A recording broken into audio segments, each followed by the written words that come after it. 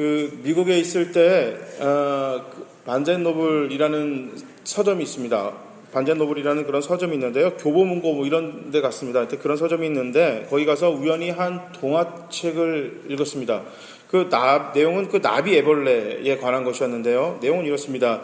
굵은 통나무 하나가 있고요. 거기에 수많은 애벌레들이 기어서 지금 통나무를 올라가고 있습니다. 그런데 모두 왜 올라가는지는 모릅니다. 왜 올라가는지는 모르고 그냥 계속해서 그 통나무를 오르고 있습니다. 단지 자기 앞에 있는 애벌레나 주변에 있는 애벌레들이 위로 오르고 있었기에 자기도 무작정 오르기 시작하는 겁니다. 그러다가 힘이 딸려 중간에 나고하기도 하고요. 또 때로는 아래로 떨어지기도 합니다. 그래도 누구 하나 뒤처지면 안 될 것 같아 계속 오릅니다. 그런데 오르다 보니까 중간중간에 이렇게 누에 고치들이 이렇게 보이는 거예요. 고치들이 보이는데 이게 뭐지? 그러면서 의아하게 생각은 하지만 그래도 계속 올라가는 겁니다. 자, 그냥 자신들과 전혀 다른 존재다 이렇게 인식해요. 그러다 갑자기 주변에 나비들이 날아다닙니다. 날면서 자신들을 향해 뭐라 하는데 무시하고 올라갑니다. 그러다가 이제 소리가 이제 귀를 어쩌다 기울이면 이런 얘기가 들립니다. 올라가지 마. 그 위에는 아무것도 없어. 올라가지 마. 올라가지 말고 당장 고치를 만들어. 계속 오르지 마. 우리는 너희가 똑같았던 애벌레였어. 올라가지 마. 이런 얘기가 들립니다. 그 이야기를 들은 어떤 애벌레들은 잠시 고민하다가 당장 그 자리에 멈춰서 고치를 만듭니다. 그러나 대부분의 애벌레들은 수많은 이유로 그 소리를 무시하며 계속 오릅니다. 대부분이 오르다가 꼭대기까지 못 가고 죽습니다. 결국 끝까지 오른 애벌레들은 통나무 꼭대기에서 수많이 죽어있는 자기들과 비슷한 똑같은 그런 애벌레의 시체들을 발견합니다. 그렇습니다. 그 위에는 나비들의 이야기처럼 아무것도 없었습니다. 이 사실을 깨달은 애벌레들은 실망과 절망으로 힘이 빠져서 그만 죽고 맙니다. 죽으면서 이렇게 얘기합니다. 진짜 아무것도 없구나. 이야기가 이렇게 마칩니다. 이게 동화책이에요. 애들이 볼 동화책. 근데 참 괜찮죠? 이게 아이들한테 이게 참 생각할 수 있는, 또 읽어주는 어른들에게도 똑같이 시사하는 바가 참 큰 이야기입니다. 성경에는 예수를 만난 많은 인물들을 소개합니다. 그들 중에는 인생의 행복 또는 진리에 목말라 하는 사람들이 있었습니다. 오늘부터 저는 4주간 삶의 갈증에 허덕이던 사람들 중 사람들을 한 사람씩 소개하겠습니다. 오늘 소개하는 이 여인은 그 누구보다 인생의 행복에 목말라 했던 사람입니다. 그러나 이 여인은 그 행복이 어디에서부터 나는지, 어떻게 해야 행복해야 되는지 전혀 모르고 있습니다. 그래서 남자라는 행복을 향한 그 길을 선택합니다. 남자가 곁에 있다면 행복할 것이야 이렇게 믿었습니다. 그녀의 타는 듯한 갈증이 해결될 것이다 이렇게 믿었습니다. 그래서 이 여인은 5명의 남자를 두었습니다. 그러나 여전히 그녀는 행복하지 못했고 아직도 채워지지 않는 그 무언가로 인해 목말라하는 삶을 살고 있었습니다. 자, 오늘 본문에 보면 예수님이 우물을 찾으셨던 그 시간, 우물에 앉으셨던 시간이 6시다 이렇게 나오는데, 이 6시는 그 이스라엘의 시간입니다. 우리 시간 6시가 아니라 이스라엘의 6시인데 지금 우리를 보면 정오입니다. 정오. 오후 12시쯤 되는데, 그 팔레스타인 지방에서 그 12시쯤 되는 정오는 햇볕이 쨍쨍 내려집니다. 이건 도저히 사회활동을 할 수 없는 그런 시간입니다.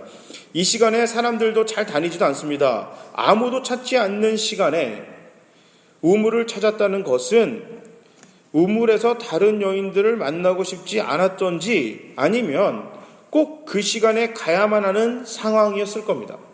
어찌됐든 이 두 상황 모두 이 여인에게는 참 녹록치 않는 생활을 하고 있구나 이렇게 우리가 미루어 짐작할 수 있습니다. 어쨌든 삶이 이렇게 처절하게 힘들며 선택한 길이라면 개인적으로라도 행복하고 풍성해야 했어야 합니다. 그죠? 이게 아무도 찾지 않는 그 12시 그 때약볕에 그 우물을 찾을 수밖에 없는 상황에 처해져 있는데, 내가 그럼에도 불구하고 행복을 위해서 남자를 선택했다면 행복해야 하잖아요. 어쨌든 그냥 사회적으로는 힘들어도 개인적으로는 행복했어야만 하는데, 그럼에도 불구하고 이 여인은 행복에 계속 목말라 하고 있었습니다. 올바른 길을 선택하지 않았기 때문입니다. 결코 마셔봐야 해갈되지 않는 물을 계속 마십니다. 그러면서 갈증이 해결되길 바라고 있습니다. 이 세상에는 이 여인처럼 인생의 행복을 찾아 방황하는 사람들이 참 많습니다. 돈이 있으면 행복할 줄 알고 돈 버는 일에 인생의 모든 것을 거는 사람들도 있고요. 높은 자리에 오르면 행복할 것이다 생각해서 그것을 위하여 멈추지 않고 올라갑니다. 그 자리에 오르기 위하여 앞뒤 가리지 않고 달려가는 사람들도 있습니다. 좋은 학벌을 가지면 참 행복해질 것이다 라고 부모님들이 자녀들에게 많은 거짓말을 합니다. 근데 여러분 많이 속아보셨죠? 그렇지 않습니다. 학벌이 올라가고 스님이 얘기하는 가방끈이 길어지면 몸만 힘들어집니다. 돈은 돈대로 나가고 몸은 몸대로 힘들고 머리는 점점 새하얗게 쇠해갑니다. 그럼에도 불구하고 그냥 유학 가면 박사학위 하나 터득하고 오면 꽤 괜찮은 행복한 삶을 살 거라는 그런 유혹에 빠져 그런 거짓말에 속아서 계속해서 갑니다. 그러나 결코 행복이 그 앞에 없습니다. 세상이 우리에게 행복을 주지 못하기 때문입니다. 그러나 이 세상에 진정한 행복이 없다 이렇게 이야기하는 것이 아닙니다. 본문에서는 예수님은 인생의 진정한 행복에 목말라 하는 그 여인에게 그 목마름, 행복의 목마름을 해결할 수 있는 비밀을 말씀해 주고 계십니다. 그 말씀이 오늘 이 본문 사마리아의 수가성의 이 여인에게만 하시는 말씀이 아니라 지금 21세기 이 자리에 앉아 계시는 저와 여러분들에게 하시는 동일한 말씀이십니다. 오늘 본문 3절과 4절을 보면 예수님께서 유대 지방을 떠나 갈릴리로 올라가셨다. 그런데 사마리아를 통과하셨다. 이렇게 이야기합니다. 이게 지역적인 특성을 전혀 모르는 우리 입장에서는 별로 크게 문제가 되지 않을 것 같은데 한번 지도를 보면 조금 이해가 될지 모르겠습니다. 이렇게 보면 A라고 보이는 이 줄이 있잖아요. 그 A라고 보이는 줄이 사마리아를 통과하는 겁니다. 사마리아를 통과하는데 이게 약 어느 정도 떨어지냐면 3일 길 정도 걸리는 거예요. 걸어서 3일 정도 가면 예루살렘에서 갈릴리라는 지역을 가는데 거기까지는 3일 정도면 이렇게 갈 수 있습니다. 그런데 이 파란 선 있잖아요. 이게 그 당시 이스라엘 사람들이 갈릴리로 가는 루트입니다. 왜냐하면 사마리아라는 땅을 밟고 싶지 않아서입니다. 이렇게 가면 약 7일에서 10일 정도를 가야 됩니다. 걸어서. 그럼에도 불구하고 유대인들은 그 당시 이스라엘 사람들은 사마리아라는 지역을 통과하고 싶지 않았기 때문에 굳이 그렇게 멀고 힘든 길을 통과해서 갔습니다. 그런데 오늘 본문에 예수님은 사마리아를 통과하셨다 이렇게 이제 나옵니다. 그러니까 그 당시 유대 사람들이 가지 않는 길을 선택하신 겁니다. 예루살렘의 북쪽에 위치한 갈릴리로 갈 때 사마리아 지역을 통과하는 것이 가장 빠른데 어쨌든 그 많은 이유가 있잖아요. 유대 사람들은 북이스라엘과 남유다가 이렇게 나눠지고 나서 솔로몬 왕 이후로 그 두 나라가 분리되고 나서 하여튼 국가 간의 개인 감정들이 안 좋고 있었는데 그러다가 북이스라엘이 아수르에 무너지잖아요. 그 다음에 그 사람들이 거기서 혼혈민족, 아수르의 혼혈 정책 때문에 피가 섞였다. 그 이유만으로 사마리아 사람들을 무시하기 시작했습니다. 사마리아 사람들과 상종을 안 했습니다. 하여튼 그 결과 그게 참 1000년 넘게 약 1000년 가까이 그 사람들과 싸워졌던 어떤 민족의 전통적인 사상이었어요. 그래서 사마리아 사람들을 무시한 정도가 아니라 아예 상종도 하지 않았고 심지어 이렇게 그 지역도 땅조차도 밟는 것을 싫어할 정도로 그런 분위기가 형성된 와중에 예수님은 전혀 그것과 상관없이 이스라엘 사람들이라면 유대인이라면 절대 하지 않을 그럴 행동을 했습니다. 자, 4절을 봅니다. 사마리아로 통과하여야 하겠는지라. 그러니까 예수님이 의지를 가지고 사마리아를 통과하셨습니다. 이 말씀에 보면 예수님은 정말 의도적으로 이 길을 택하셨습니다. 그리고 6절에 예수님께서 피곤하셔서 우물가에 앉으셨습니다. 그때 시간 6시 이렇게 나왔고 아까 얘기했듯이 12시 정오 햇볕이 땡땡 내려지는 그 시간에 사람들도 잘 다니지 않는 그 시간에 예수님이 굳이 일부러 그 자리에 앉으시고 제자들을 시켜 음식을 사오라고 보냅니다. 자, 이제 예수님 혼자 남으셨습니다. 자, 그런데 거기서 한 여인을 만납니다. 여기서 예수님이 굳이 사마리아 지역을 통과하신 이유에 대해서 나옵니다. 예수님은 오늘 이 여인을 만나기 위해서 사마리아라는 지역을 선택하셨습니다. 이 말씀을 묵상하시면서 사마리아 지역을 예수님께서 복음화시키기 위해서 이렇게 하셨나 이런 생각을 했습니다. 근데 이 성경을 계속 읽다 보면 빌립이 사도 바울이 교회를 탄압하기 시작하잖아요. 예루살렘 교회를 탄압하고 난 다음에 그 다음에 사람들이 흩어집니다. 그리고 나서 빌립이 사마리아 지역에 들어가 복음을 전하니 그 지역에 큰 기쁨이 있다. 이 말을 미루어 짐작하면 예수님이 오셨다 해서, 예수님을 만났다 해서 지금 이 수가성이라는 지역이 다 예수님을 믿는 복음화됐다. 이렇게 보기는 좀 힘듭니다. 그냥 예수님이 오셨다 간 겁니다. 그죠? 어쨌든 예수님이 그 지역을 꼭 복음화하려고 그곳에 갔을까라는 생각을 했습니다. 왜냐하면 예수님 크시잖아요. 하나님이시잖아요. 하나님이신데 하나님이 발걸음 한 걸음 한 걸음을 옮기실 때, 얼마나 큰 목적과 어떤 큰 계획을 갖고 하나님이 옮기시겠지, 그런 생각을 했습니다. 근데 오늘 본문만 자세히 살펴보면 전혀 그렇지 않은 하나님의 행보가 보입니다.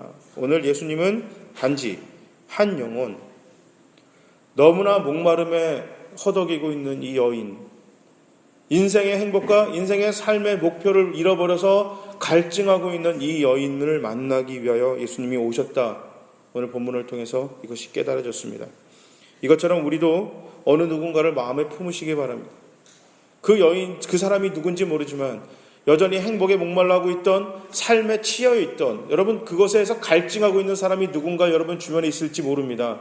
계속해서 기도하시고 그 사람 만날 수 있게 해달라고 기도하시는 저와 여러분이 되시기를 주님의 이름으로 축복합니다. 자, 드디어 이 여인이 물을 기르러 나왔습니다. 예수님과 이 여인이 대화가 시작됩니다. 자, 예수님이 먼저 말을 겁니다. 물 좀 주십시오. 이렇게 이야기합니다.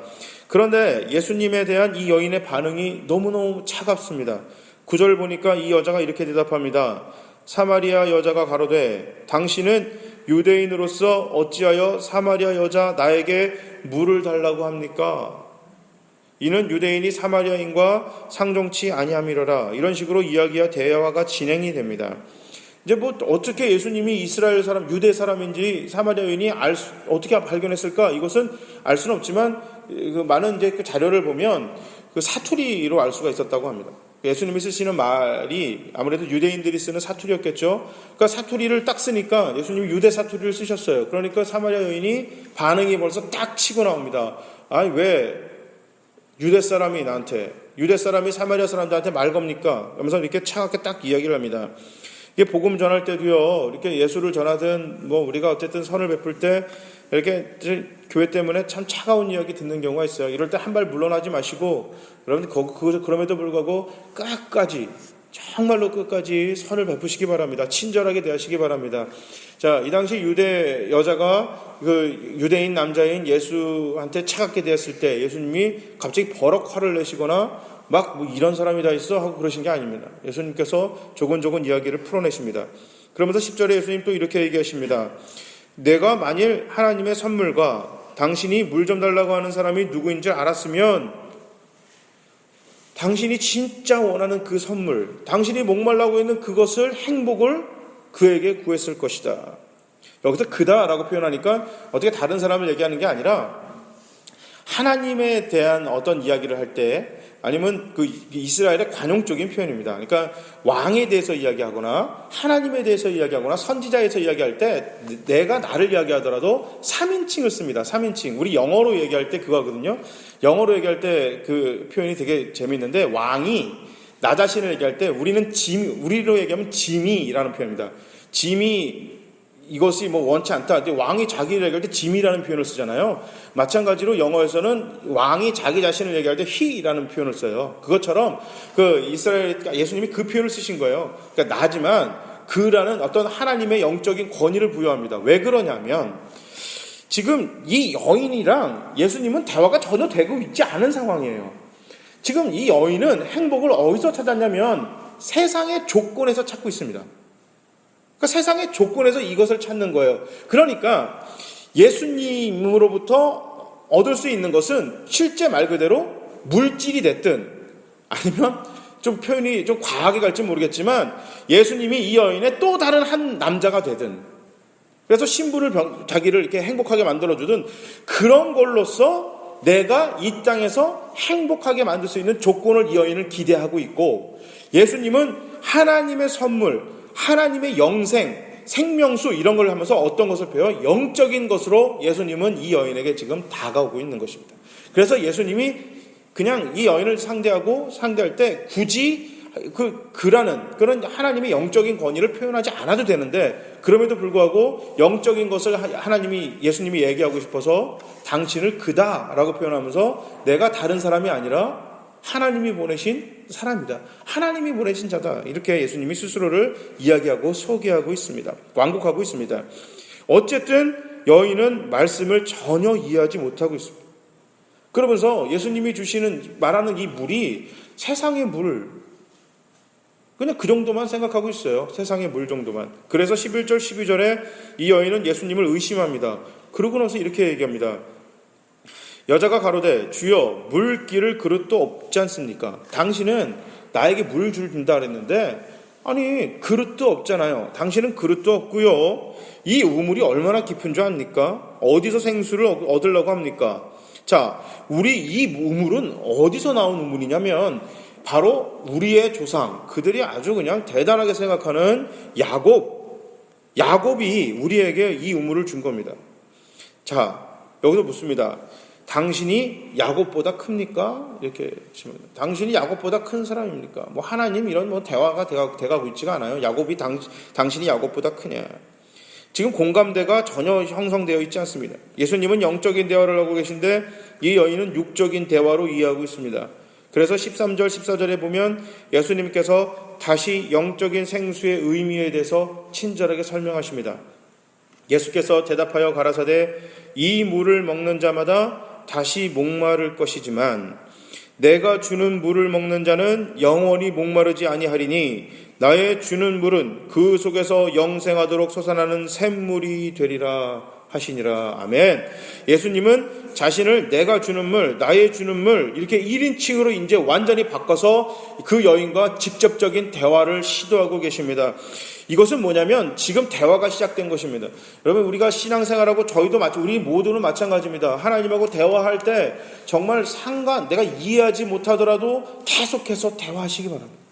이 말은 뭐냐면 내가 기도하든지 말씀을 읽든지 내가 하나님 앞에 투덜대든지 때로는 이해 못하거나 이해가 되든 안 되든 하다가 중간에 멈추지 마시고 계속해서 이야기하다 보면 예수님이 아까는 조금 전에 짐이라는 그런 3인칭 표현을 쓰다가 이제 1인칭 표현으로 바꿔가십니다. 이거는 뭐냐면 예수님이 대화에 직접적으로 이제 관여하기 시작하시는 겁니다.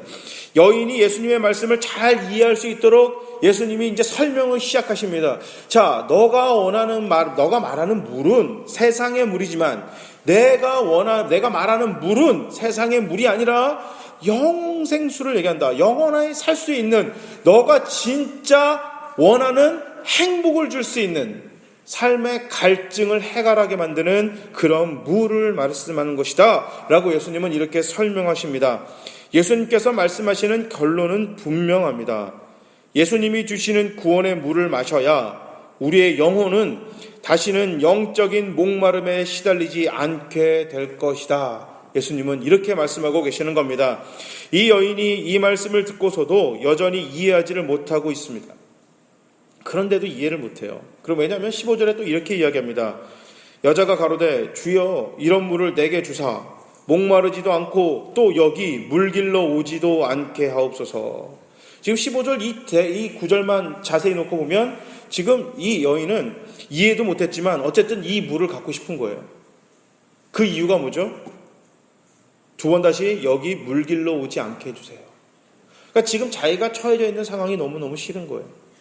정오에 12시에 이 땡볕에 이 지금 항아리를 들고 지금 아무도 오지 않고 사람의 눈을 피해서 지금 야곱의 우물이 됐든 아브라함의 우물이 됐든 다윗의 우물이 됐든 상관없는 거예요. 이 우물에 어쨌든 물길로 오는 지금 자신의 처해진 상황이 너무너무 싫은 거예요. 예수님 만나면 해결될 것이다. 예수님이 주는 물을 가지면 영원히 목마르지 않는다니까. 물길로 오지 않아도 되잖아요. 그러니까 나 이 물을 당장 주세요.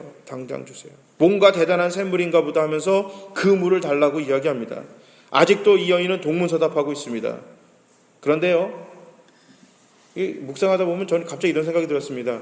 이 여인이 이렇게 엉뚱한 대답을 하는 것이 전혀 이상하지 않구나. 전혀 이상한 것이 아니다. 이렇게 생각이 됩니다. 예수님의 사랑과 은혜를 전혀 맛보지 않는 사람이 어찌 우리 하나님의 사랑과 은혜를 이해할 수 있겠습니까? 이건 불가능합니다. 하나님을 전혀 만나보지도 못했고 하나님의 은혜를 체험하지도 못했고 하나님이 주시는 정말 그 따뜻한 만남을 한 번도 체험해보지 못한 사람이 이걸 어떻게 이해를 할 수 있겠습니까? 이거는 불가능합니다. 남자들 모이면 군대 얘기한다고 그러잖아요. 남자들이 군대 얘기를 시작하면 여자들이 있든 없든 남자들끼리 있든 상관없습니다. 군대 얘기에 빠져들기 시작합니다. 그거 굉장히 이상하거든요. 왜냐하면 공유할 수 있는 경험이 있기 때문에 그렇습니다. 시대는 다르지만 우리 아버님 그 이야기가 웃기지 않나요? 학교 이야기를 그렇게 하는 경우 별로 없습니다. 부모님이 다녔던 학창 시절을 얘기할 때 그것에 덩달아서 아들이 우리 때는 이렇게 이야기하지 않습니다. 그런데 군대는 참 특이하거든요. 왜냐하면 특별한 경험이기 때문에 그렇습니다. 누구나 하는 게 아니고 특별한 경험이기 때문에 참 그렇습니다. 그런데 그 군대 다녀오지 않으신 분들은 그 이야기에 재미가 없어요. 그래서 이렇게 일반화시키는 거 문제가 있습니다. 남자들은 군대 얘기하는 거 되게 좋아한다. 아니요, 군대 갔다 온 남자들만 좋아합니다. 군대 다녀온 남자들만 좋아하지 군대 안 갔다 온 사람들은 군대 얘기하는 거 별로 안 좋아해요. 남자인데도 불구하고. 근데 왜 그렇게 얘기할까요? 특별한 경험이기 때문에 그렇습니다. 특수한 경험이기 때문에. 굉장히 짧잖아요. 인생의 고작 길어야 2년에서 3년이에요. 고작 2년, 3년 다녀온 그 얘기를 내 나이 60, 70이 돼도 한다니까요. 계속 그 이야기를. 왜요? 특별하기 때문에 그렇습니다. 마찬가지입니다. 우리가 예수님의 그 은혜를 이야기할 수 있는 거는 그 은혜를 체험한 사람들끼리는 공유할 수 있는 경험이 있기 때문에 이야기가 되는 것입니다.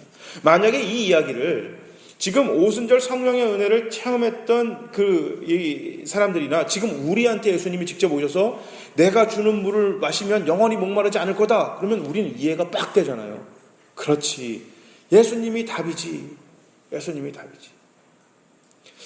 미국이 경제 되게 어려운 일이 있었어요. 경제가 많이 이렇게 힘들어져 있었는데 길을 가는데 이제 어떤 사람이 큰 이게 플랜카드 같이 이렇게 무슨 이렇게 피켓을 하나 들고 서 있었는데 거기 뭐라고 써 있냐면 Jesus is the answer. 그러니까 예수가 답이다 이렇게 써놨어요. Jesus is the answer. 근데 그걸 들으면서 진짜 아멘이 바로 튀어나오더라고요. 이게 경제가 됐든 뭐가 됐든 건강이 됐든 사람의 개인적인 행복이 됐든 신분이 됐든 누가 답이죠? 예수가 답이에요. Jesus is the answer. 아멘? 맞죠? 예수가 답입니다. 예수가 답이에요. 근데 그거는 누가 그렇게 아멘하고 마음에 와닿죠? 그 믿는 사람. 그걸 믿는 사람이요. 그 맛을 본 사람은 그게 답이죠. 그게 답입니다. 근데 그 맛을 못 본 사람은 그 말이 와닿을까요? 마음이 와닿지 않습니다. 심지어 교회를 다녀도 와닿지 않습니다. 이것은 당연한 반응입니다. 이처럼 우리가 사람들에게 복음을 전할 때 또는 우리가 말씀을 배울 때요. 한 번에 그 말씀을 다 이해하거나 알아듣거나 받아들이면 얼마나 좋겠습니까? 왜냐하면 그러면 참 좋겠지만 사람이 한 번에 다 이해 못할 때가 대부분입니다. 복음을 전할 때 그 사람이 한 번에 딱 복음을 받아들였으면 좋겠는데 그렇지 않을 때가 더 허다합니다. 왜냐하면 하나님의 말씀은 이 땅의 것만 얘기하는 것이 아니라 영적인 것을 이야기하고 때로는 전혀 경험해 보지 못한 것을 말하기 때문에 우리가 이해하기 힘들 때가 많습니다. 그러므로 정말 중요한 것은 우리가 복음을 전할 때 이것을 중도에 포기하면 안 됩니다. 저 사람은 안 되나 보다. 아닙니다. 끝까지 전하시기 바랍니다. 포기하지 말고 전하시기 바랍니다. 예전에 이제 그런 얘기 있었어요. 자기 자녀가 교회를 안 나오는 거예요. 목사님 어떻게 하면 좋을까요? 목사님 어떻게 하면 좋을까요? 제가 그랬어요. 말해도 안 듣고 안 말해도 안 들을 거면 그냥 계속 얘기하세요. 그렇죠? 말해도 안 들을 거예요. 말해도 예수 안 믿을 거고 안 말해도 예수 안 믿을 거면 계속 얘기하세요. 계속 얘기하세요. 계속 얘기하세요. 복음을 전하는 것도 마찬가지입니다.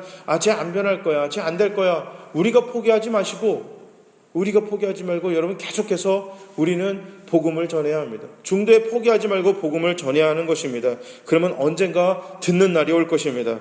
또 배우는 것도 게을리하면 안 됩니다. 처음에 이해가 안 되거든요. 한글인데 또 써 있는 것도 한글이고 들리는 것도 한국말인데 이게 외국어보다 더 어렵거든요. 무슨 말인지 모를 때가 있고 이해가 안 될 때도 있습니다. 그래서 이런 생각하죠. 아예 꼭 배워야 돼. 하나님 말씀을 꼭 배워야 되나? 그냥 이 정도만 알면 되지. 이 정도만 알면 되지. 아니요. 그럼 꼭 끝까지 배우시기 바랍니다. 포기하지 않고 배우는 일에도 게을리하지 마시기 바랍니다. 끊임없이 전하시고 끊임없이 들으시고 끊임없이 배우는 우리 모두가 되시길 바랍니다. 왜냐하면 이 땅의 갈증을 완전히 해결할 수 있는 유일한 방법은 오직 예수님밖에 없기 때문입니다. 오늘 본문의 사마리아 수가성의 이 여인처럼 세상의 것으로 이 땅의 목마름을 해결하지 말아야 합니다. 세상의 물은 잠깐의 갈증은 해결해 줍니다. 갈증을 해결해 주지 않는다는 것이 아닙니다. 오늘 본문에 예수님도 이렇게 이야기합니다. 너가 주는 물을 내가 먹으면 잠깐은 목마름이 해결될 것이다. 이 말은 뭐냐면 세상의 것을 우리가 마시면 잠깐에 해결됩니다. 이 갈증이 해결됩니다. 그렇지만 근본적인 목마름은 해결되지 않습니다. 세상의 목마름은 오직 예수의 생수밖에 없음을 잊지 마시기 바랍니다. 하나님의 말씀밖에 없습니다. 이 땅은 죄 위에 지어졌습니다. 죄가 뭐죠? 하나님과의 관계 단절입니다. 왜 하나님과 관계 단절이 생겼을까요? 이 끔찍한 관계, 이게 관계가 완전히 끊겼어요. 이 끔찍한 사실이 왜 일어났을까요? 욕심 때문입니다. 욕심. 저 선악과를 먹으면 어떻게 돼요? 이 에덴 동산에 있는 모든 것이 다 내 거잖아요. 그러면 하나님이 더 이상 이 에덴 동산에 오실 이유가 없습니다. 다 내 거니까. 자, 선악과가 에덴 동산에 하나님 것으로 있을 때는 하나님과 에덴 동산에서는 함께 공유하는 장소고 함께 지낼 수 있는 곳입니다. 그런데 선악과를 취해서 내 거를 만드는 순간 하나님은 손님이 돼요. 손님이라는 얘기는 뭐예요? 내가 거절할 수 있는 대상이 됩니다. 욕심이죠. 다 내가 갖고 싶은 욕심. 다 줬잖아요. 딱 하나만 하나님 거였어요. 에덴 동산에 선악과. 나머지는 다 자기들 거였어요. 그런데 그것마저도 욕심을 부려서 끔찍한 일이 생겼습니다. 하나님과 관계가 완전히 단절되어 있습니다. 이 세상의 그 어떤 것으로 이 세상에 사는 우리의 삶을 갈증을 해결할 수 없는 이유가 바로 여기 있습니다. 왜냐하면 이 땅에서 제공되어지는 모든 것들이 바로 욕심이라는 것에서 만들어졌기 때문에 욕심으로부터 나온 거예요. 포장이 어떻게 되든 욕심으로부터 나왔습니다. 그래서 먹으면 목마릅니다. 순간적으로 와 시원하다 할지 모르고 우와 대단하다 아 따뜻하다 할지 모르지만 결국 또 목마를 수밖에 없습니다. 욕심이 있기 때문에 그렇습니다. 욕심은 끝도 없습니다. 그게 욕심입니다. 그게 우리 옛날에 이제 중국에서 말하는 탐입니다. 탐. 끊임없습니다. 욕심은 자기 자신도 먹어치워버립니다. 항상 목말라 하기 때문에 그렇습니다. 바로 그것들이 우리의 삶의 갈증을 만듭니다. 이 땅의 것으로 우리의 삶의 갈증을 해결하려고 노력하지 마시기 바랍니다. 거기에 노력하면 노력할수록 더 갈증에 빠지고 더 목마름에 허덕일 수밖에 없습니다. 오늘 본문의 수가성의 여인처럼 우리 주님은 오늘도 우리를 찾아오십니다. 먼저 찾아오십니다. 그냥 초대해야만 오시는 게 아니라 먼저 찾아오셨습니다. 오늘 바로 지금 이 자리에서 주님은 우리를 찾아오셔서 먼저 찾아오셔서 우리의 마음을 두드리고 계십니다. 나랑 이야기 좀 합시다. 우리 이야기 좀 하자. 자, 오늘 수가성의 여인도 먼저 예수님이 오셔서 우물가에 앉으셔서 이 여인을 기다리십니다. 여인이 오자마자 이야기를 건네시는 것처럼 예수님이 우리의 삶에 찾아오셔서 우리에게 이야기를 건네십니다. 우리 이야기 좀 합시다. 요한복음 3장 20절에 이것을 잘 표현하고 있습니다. 제가 세번역으로 읽어드리겠습니다. 보아라, 내가 문 밖에 서서 문을 두드리고 있다. 누구든지 내 음성을 듣고 문을 열면 나는 그에게로 들어가서 그와 함께 먹고 그는 나와 함께 먹을 것이다. 아멘. 바로 식탁에서 함께 이야기를 나누면서 커피를 나누면서 우리가 케이크를 나누면서 디저트를 먹든지 음식을 먹든지 예수님과 함께 이야기를 한다는 겁니다. 어떻게 하면요? 예수님을 마음 문을 열고 우리의 삶의 자리로 초청한다면, 초대한다면 예수님은 언제든지 우리와 이야기할 준비가 되어 있으시다는 것입니다. 주님은 오늘 본문의 사마리아 수가성의 여인처럼 무슨 이유가 되었든 인생의 갈증에 허덕이는 사람들을 먼저 찾아오십니다. 그가 누구든 무슨 상황이든 어떤 과거가 있든 현재 죄를 짓고 있든 없든 상관없이 인생의 목마름에 고통하는 사람들을 찾아오십니다. 그리고 말씀하십니다. 그 갈증 내가 해결해 주마. 내가 답이다. 이해되지 않을지 모르지만 바로 지금 내가 그 목마름을 해결할 수 있는 생수다. 이렇게 말씀하고 계십니다. 여러분, 정말 하나님 앞에 대화가 잘 이루어지지 않는 이 수가성의 여인처럼 아직도 세상의 것을 요구할지 모르겠습니다. 하나님, 예수님 그런 얘기 하지 마시고 돈 주세요. 건강 주세요. 직장 주세요. 이 문제 해결해 주세요. 그래야 내가 행복할 것 같습니다. 이렇게 여러분 착각하게 만듭니다. 그러나 지금까지 삶을 한번 돌아보면 내 문제가 해결됐다고 해서 내 목마름이 멈춥니까? 마치 추석날 구정 때 그 고속도로처럼 차가 이렇게 정체돼가지고 쫙 서 있는 것처럼 우리의 삶을 목마르게 만드는 그런 문제들은 기다렸다는 듯이 하나 해결하면 또 닥치고 하나 해결하면 또 닥치고 하나 해결하면 또 닥치고 그러면서 우리를 계속해서 목마르게 만들고 힘들게 만들고 있습니다. 세상의 조건들에 상관없이 내가 그 목마름과 그 고통 속에서 해결할 수 있는 유일한 길은 예수 그리스도밖에 없음을 믿으시고 잊지 마시기 바랍니다. 우리 가운데 아직도 예수님을 마음에 영접하지 못한 분들이 계신다면 이 시간 예수님을 마음에 모셔드리시고 영적인 목마름을 해결할 수 있기를 바랍니다. 우리 주변에 이 사마리아 여인처럼 영적으로 목말라는 사람들이 있다면 그분들에게 찾아가셔서 그분들을 만나고 서로 이야기도 나누시면서 복음을 전하시기 바랍니다. 우리 모두가 예수님이 주시는 영적인 생수가 우리의 마음 가운데서 풍성하게 흘러넘칠 수 있게 되기를 바랍니다. 예수님이 일부러 사마리아 길을 선택하시고 뜨거운 햇빛을 무릅쓰고 힘들게 걸어오시고 차가운 냉대를 당하면서도 이 여인을 만나기 위해서 그 자리까지 오시고 이야기를 나누셨듯이 잃어버린 영혼을 애타게 찾으시는 예수님의 마음을 생각하시면서 여러분 기도하시고 이번 한 주를 또 살아가시기 바랍니다. 무엇보다 우리 마음에 잃어버린 영혼들을 품는 이 예수의 마음을 품으시기 바랍니다. 또 수가성의 여인처럼 내가 목마름에 처해져 있다면 인생의 삶의 문제에 허덕이고 있다면 여전히 해결되지 않는 갈증에서 해결되고 있다면 예수님과 대화를 시작하시기 바랍니다. 예수를 붙드시기 바랍니다. 예수가 답입니다. 세상이 줄 수 없는 평안, 세상이 줄 수 없는 생명을 십자가 그리스도의 구원의 은혜로 우리에게 주셨던 그 주님이 지금 우리의 삶의 문제에서 영원히 목마르지 않는 생수를 우리에게 주실 줄 믿습니다.